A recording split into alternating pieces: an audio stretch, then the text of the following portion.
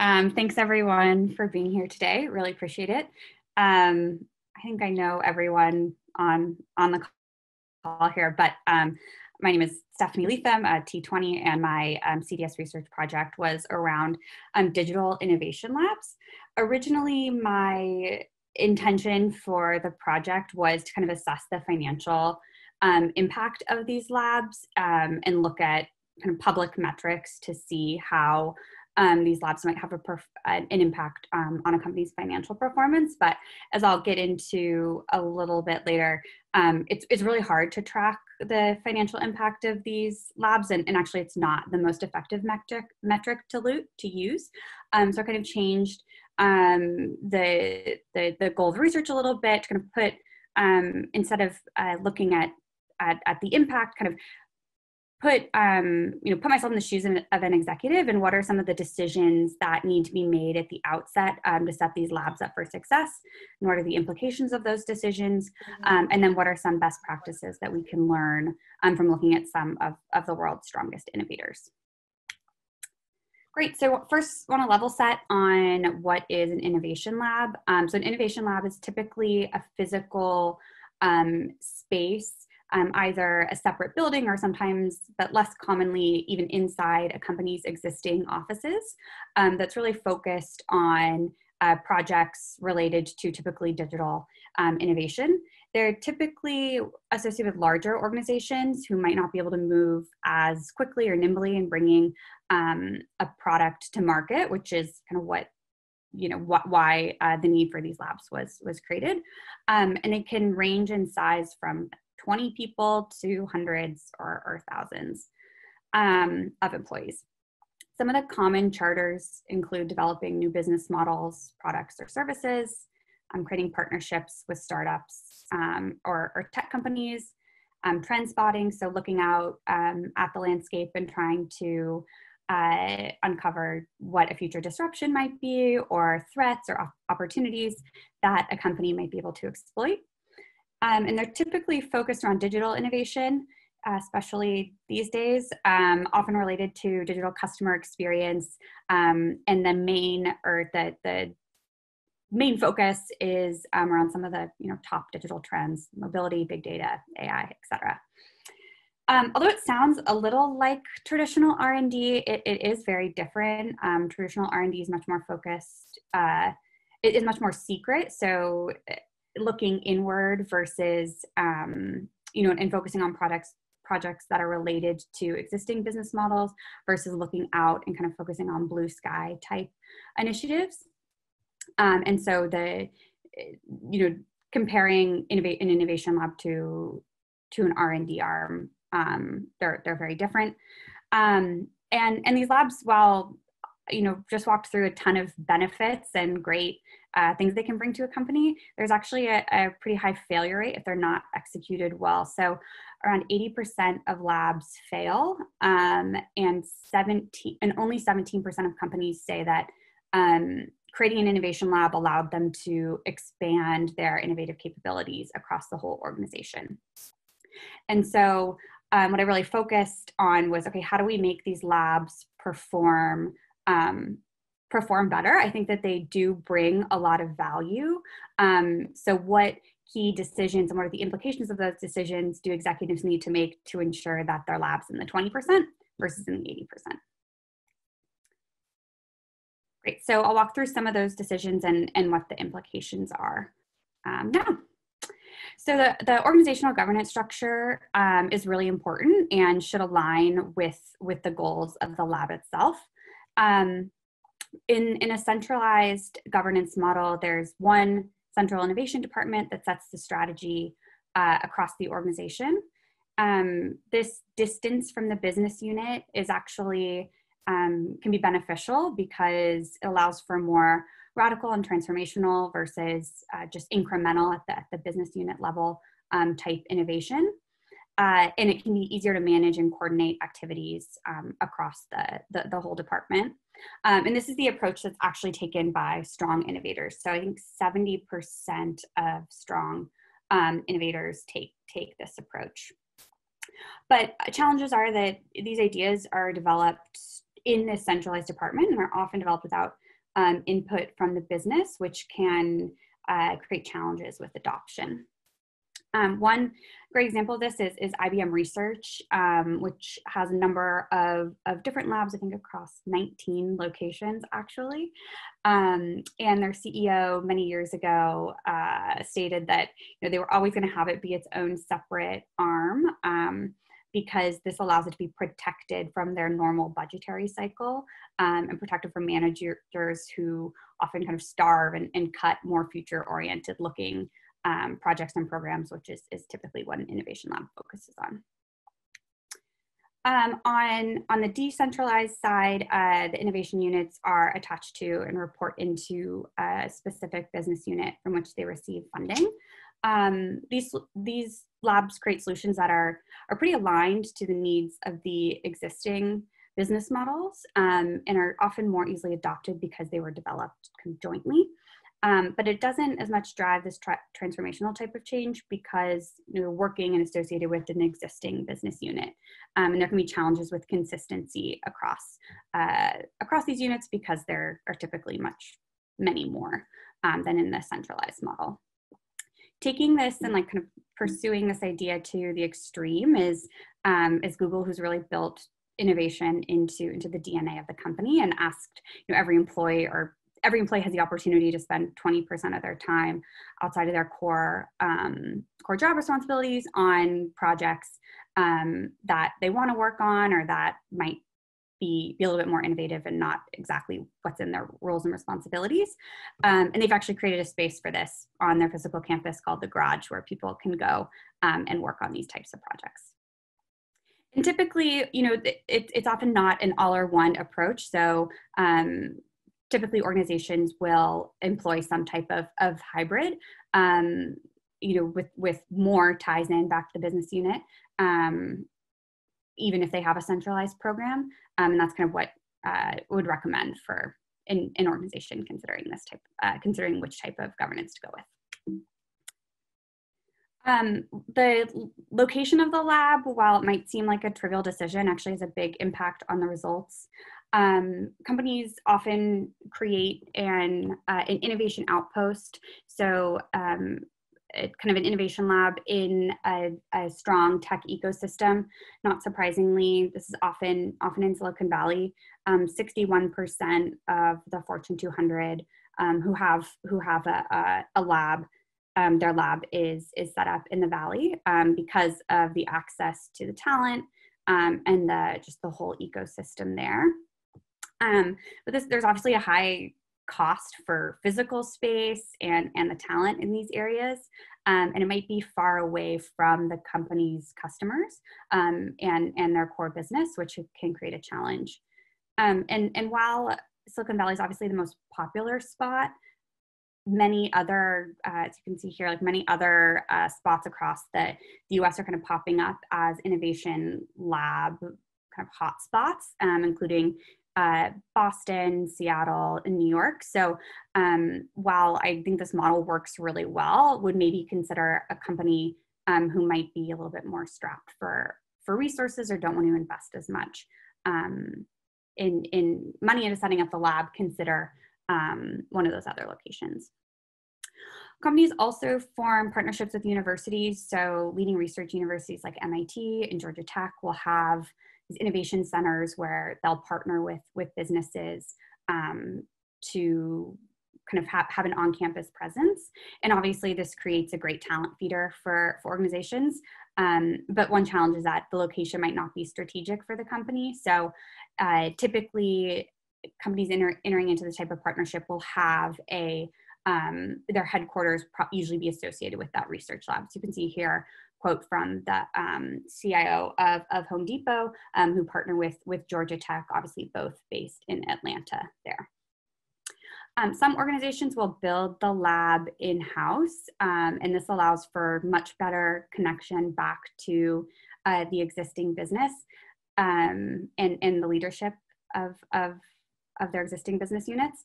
And most often works well for companies who need a high level of secrecy. So the labs near like Apple and Nike are really close to their campuses.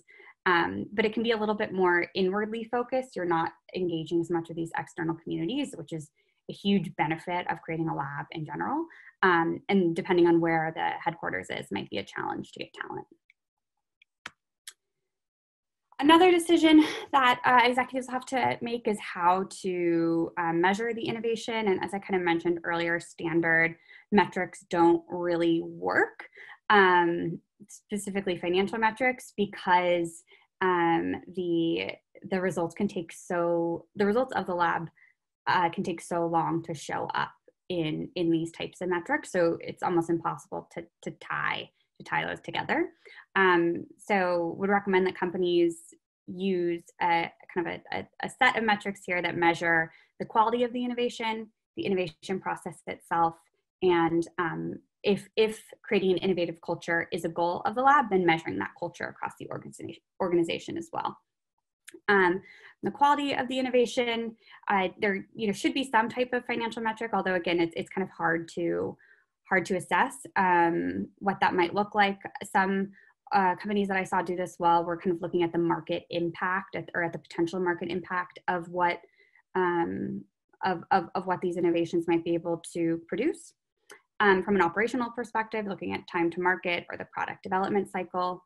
And learning is also a really important metric. The lessons learned along the way have a really big impact because you're learning so much as you go through the innovation process. So some companies measure those learnings, and Deloitte Labs, for example, measures the learning velocity. So how much are they learning on a weekly basis to ensure that they're kind of focusing on what their ultimate business model might look like. In terms of productivity, common metrics include the total number of ideas produced or the throughput rate. Toyota Research Institute, for example, measures the total number of demos of any type of tech demo that they produce as a way to assess what the productivity of the team is. Looking at how to measure the culture, the failure rate is actually a good measure of risk taking, which is an important innovative quality. And then also looking at the time spent working on projects outside of the core role. Great, so once you've made these decisions, as an executive, you're ready to get started.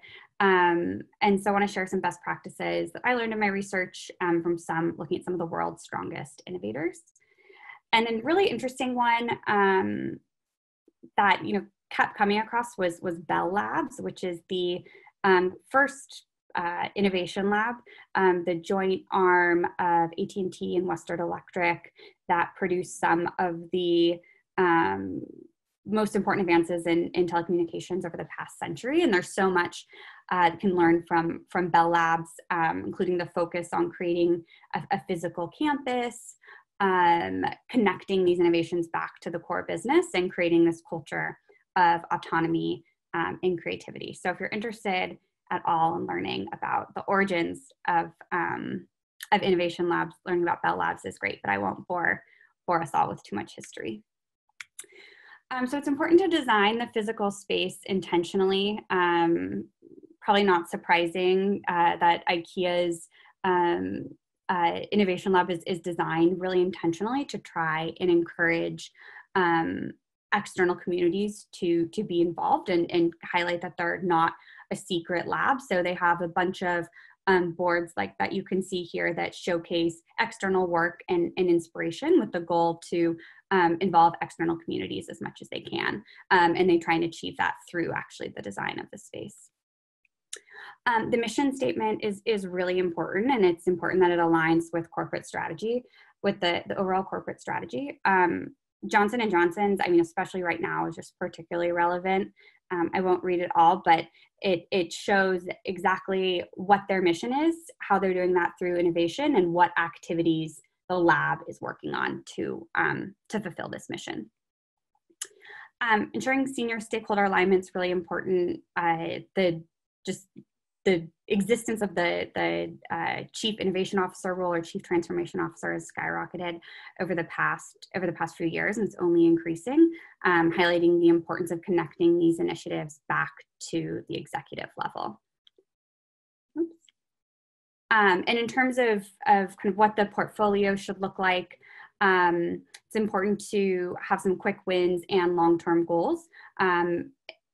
HP Labs, for example, kind of breaks their project portfolio into projects that focus on 6 months, 2 to 5 years, and even as far as 15 years out, so that they're able to both focus on the short and long term. I mentioned culture is really important. One great example of this is Toyota Research Institute opened up all of their management and reporting meetings to all employees to try and build this transparency and create a culture of trust among employees. And again, this is often kind of developed or the physical space is often designed to support this as well. It's really important to embrace external ecosystems if possible. You know, if what you're working on isn't secret. This is a great photo at McDonald's where they actually kind of mimic the drive-through and ordering experience and engage real customers. You can see here to get their feedback in real time. And try and engaging external communities as much as possible versus just working on projects in a silo. And that is it. Great. I would imagine I went a bit over 10 minutes, so I apologize. No, that's okay. Thank you, Stephanie. So we're going to go ahead and open the floor up to questions now. Looks like we've already got a hand up from Hugo. So Hugo, go for it, please. Well, thank you. Thanks, Stephanie. That was really interesting. I was wondering from your research, do you think there's some industries where innovation labs are successful and others where they aren't really? I was thinking of a consulting engagement I did for a large retailer in France, and it was for their innovation lab. It was basically the same model as like McDonald's and IKEA. It was like a fake store where they had people coming in and tasting out like new kiosks or any other digital innovations. And I did think that in retail, it made a lot of sense, but how, for example, would an insurance company create an innovation lab? Yeah, totally. And I didn't get into that a lot, but there is a lot of research done on what industries are best suited. Typically, like you mentioned, retail, anything where you can kind of mimic that customer experience works really well in this type of setting, as well as manufacturing. So creating like a lab where you're kind of creating these physical products. Automotive there's a very strong presence among of these labs, and I think those are three that work typically well with this model. Cool. Thanks. Yeah. Thanks. Matt, go ahead, please. Yep. Okay. Yeah. Hey, Stephanie, this is great. Hey. So I had this kind of like from a past company I worked with, it was this thing called Urban X, which was owned by Mini, which is owned by BMW, and it was like an innovation lab. And I had this theory that these companies just do this to like make themselves seem cool as kind of like a branding play. It's like a pretty easy investment. You have like a big space, you get like cool companies in there, you give them a little bit of money, you bring in other money, and it's like, hey, look how cool we are. And so what I'm wondering is if you got any sense of that from your research and what the balance was of like, this is actually a useful product that maybe would work in IKEA, in Google, in whatever, versus like, let's just kind of invest in ideas and it's more of a general like Y Combinator cool place to hang out in, and maybe some company takes off. So on the cool side, I think even there is some benefit to it, right? Because it's attracting talent that you might not be able to access based on that type of cool factor. But I also think the ones that don't tie it back to the business and don't produce any value are the programs that I saw that got cut. And so that's why I think that is why these type of labs kind of get a bad rap, because they're just focused on creating this like cool space versus actually delivering any value. So I definitely think that happens. What I was kind of wanted to present here is, okay, how do we actually make decisions that focus back to the mission and actually try and drive value? Right. So you think that, I guess, that kind of cool factor only can only last so long. Eventually, it had to be like very much focused on driving real value. And Completely, yeah, completely. Yeah, got it. Cool.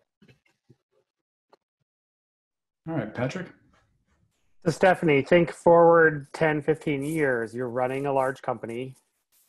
Like, do you yourself say, this is the, we need to have an innovation lab? Do you make that investment?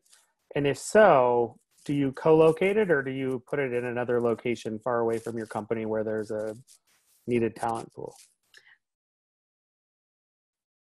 Two questions there. I think that depends obviously where my company is, what industry I'm in, what is like our market position, and what are the goals of our businesses. And I do think that an innovation lab is only one part of an overall innovation program, right? It's like one small part of a broad program. And so whether or not I develop a physical lab, I think depends on the context. But I definitely do think that a strong innovation program is important. And if it makes sense to have a lab, then great. To me, co-location just doesn't seem as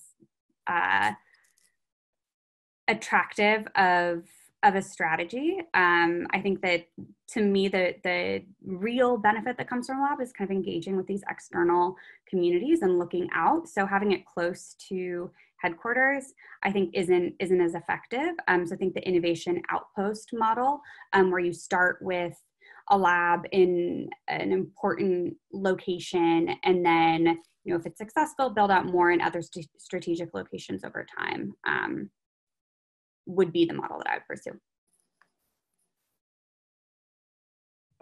Stephanie, kind of on that line of thinking, so let's bring it to the current. So if I were someone who had already decided to do an innovation lab, and I came and looked at your report, or I talked with you, what is it that you would either they would get from your report, or that you would tell them where to help them avoid like the most common mistake? What do the companies get wrong most of the time, and what would you advise them to do? Yeah, so companies get wrong is by their exactly kind of what Matt was alluding to earlier, by not tying it back to any type of real business value.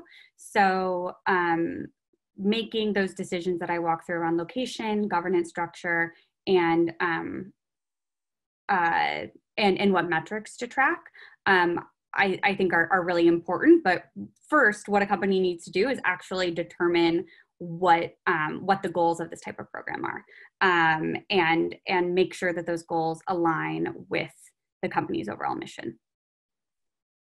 Are there any particular goals that seem to work well? Like, so for example, is an innovation lab better just to have us sort of look 10 years in the future? Is an innovation lab better when we're trying to fill our new product pipeline? Like, are there goals that seem to work better for an innovation lab more than others?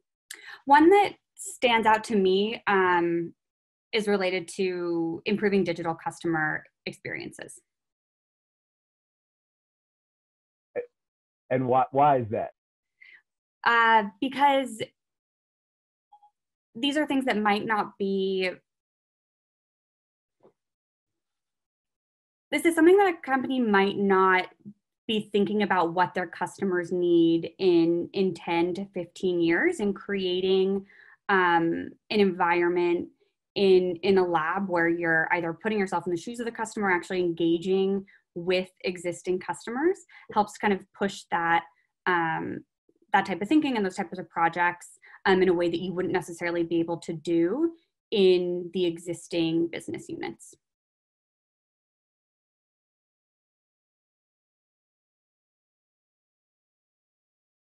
Grace, did you have a question? Oh yeah, not that anyone likes to talk about COVID these days, but I don't know if some of your research extended into the COVID timeframe, but I'd be curious, either if you talk to people about this or you have a personal opinion on it, do you think innovation labs survive COVID cost cutting? And, are they being used to solve problems like, okay, how do we now pivot our business model entirely. I'm thinking about like retail, and all the major retailers have, you know, innovation labs like Story for Walmart, all that stuff. Do you see them sort of like being leveraged in this COVID crisis, or historically have innovation labs been sources that CEOs look to when they start cutting costs? Yeah, so I did do some research on this and included it in my paper, but I didn't touch on it here. I think they're definitely, I think that an innovation lab itself, like, you know, might be something that's affected in the short term to cut cost. For a number of different reasons, obviously, that they're focused on things that are more long term. And when the long term, you know, when the future is so uncertain, you know, how can you be focusing on anything that's long term? A big part of the labs is the physical space and interacting with employees and customers and partners in this physical space. But I do think, like you're saying, like, it's so important that companies are adapting their business models to, and the products and services that they offer to what's happening right now. So I don't have any research on like how companies might be redeploying the labs, but my recommendation is we have these people, these employees and this talent who are all focused on thinking long-term, like applying them to these types of challenges is really important now more than ever.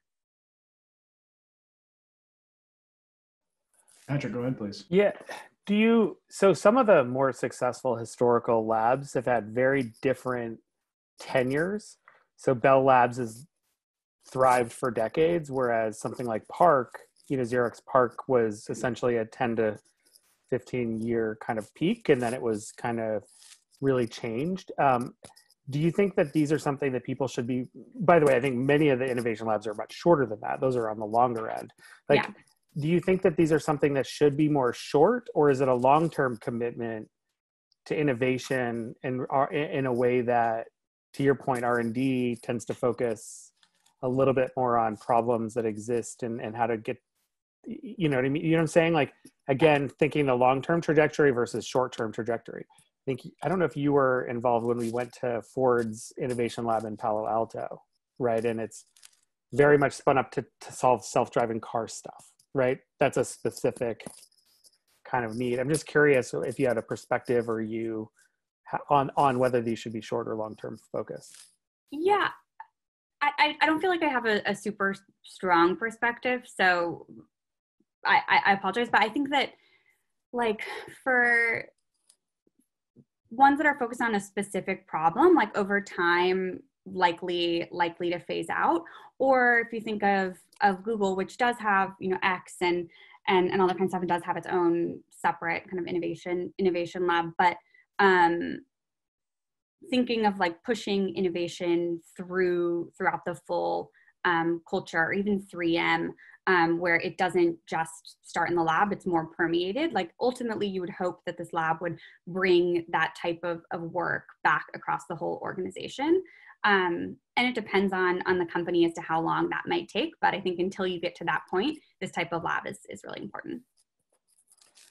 One quick other question is, who should lead labs? Like, what type of is there a profile, a person, you know, should you go outside, inside? Is it someone really senior or someone with domain expertise? Like, who should really be running these labs? Yeah, I think what I came across was that getting people from the outside actually was a challenge, because they didn't have the associations back to the existing business unit. So they weren't able to like bring their ideas as much back into the business and actually have them be more widely adopted. So someone who I think comes from the existing organization is important. Obviously, the staff doesn't necessarily tend to come from the existing organization. And typically a profile will be a technologist or someone on the business side. If they have skills in both, great. All right. Well, I think that just about brings us to time right now. So Stephanie, thank you so much for taking us through your research and sharing that with us. Everybody on the phone, thanks again for joining us. And if you have any other questions, you can follow up directly with Stephanie as well.